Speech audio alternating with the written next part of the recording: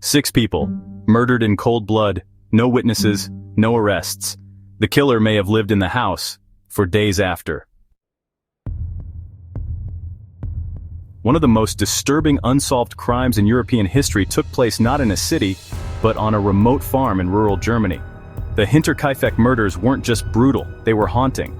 Because the killer may have been living inside the house the entire time, a brutal massacre, a silent killer, and a mystery that still chills investigators 100 years later.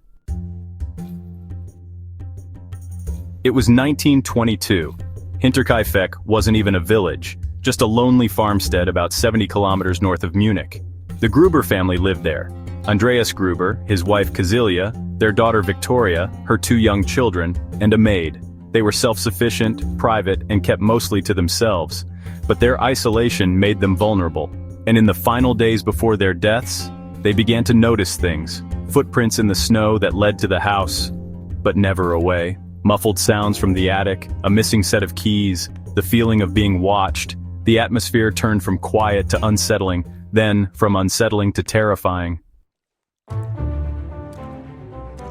Andreas mentioned these odd occurrences to neighbors, but they thought he was imagining things. One of the strangest moments came when the family's maid suddenly quit, saying the house was cursed. Her replacement, Maria Baumgartner, arrived on March 31st. She wouldn't live past sundown. The very night she arrived, the killer struck. But the horror didn't begin in the home. It began in the barn. One by one, 4 family members were lured into the barn.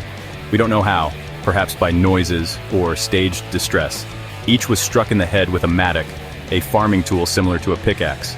Andreas, his wife Cecilia, their daughter Victoria, and little Cecilia, just 7 years old. Young Cecilia survived her injuries for several hours. She was found with clumps of her own hair in her hands. She had torn it out in agony. Inside the house, the killer murdered the toddler Joseph and the new maid Maria in their beds. There were no signs of struggle, no defensive wounds, no robbery. The killer had completed their work in silence, and then they stayed. For the next few days, neighbors noticed strange things. Smoke continued to rise from the chimney. The cattle had been fed. The dog was heard barking, then whimpering. The male was untouched, but no one had seen the family. Concerned, a neighbor visited the farm on April 4th. He entered the barn and saw a pile of hay. Beneath it were the bodies. He ran. More neighbors came, and what they discovered would haunt them for life. Police quickly arrived, but the crime scene was already compromised. Dozens of neighbors had walked through it. Some even cooked meals in the kitchen, not knowing they were disturbing evidence. The family had no known enemies. There was no motive. And the killer had gained nothing. Over 100 people were interviewed. Suspects ranged from former lovers to local thieves to Victoria's rumored secret boyfriend. One theory suggested Joseph was not her late husband's child, but her father's. Some believe the murders were revenge. Others think they were ritualistic. Still others say the killer lived in the attic, watching, listening, waiting.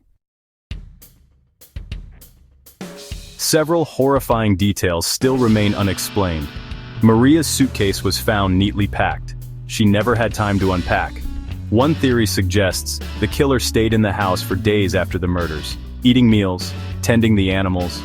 An investigator later claimed someone confessed to the murders on their deathbed, but there was no written record. Some believe the killer was never caught because they were local, maybe even someone who helped search for the bodies. To this day, no murder weapon was ever recovered, no DNA, no definitive answers, only questions and fear. So what really happened on that farm in Hinterkaifeck?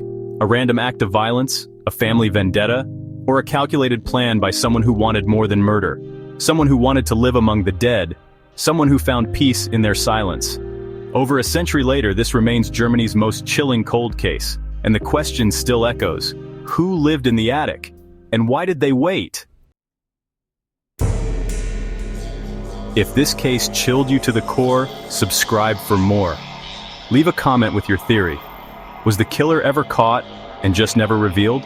Or is the truth buried with the victims? Subscribe to Crime Whisperers, where the shadows still speak.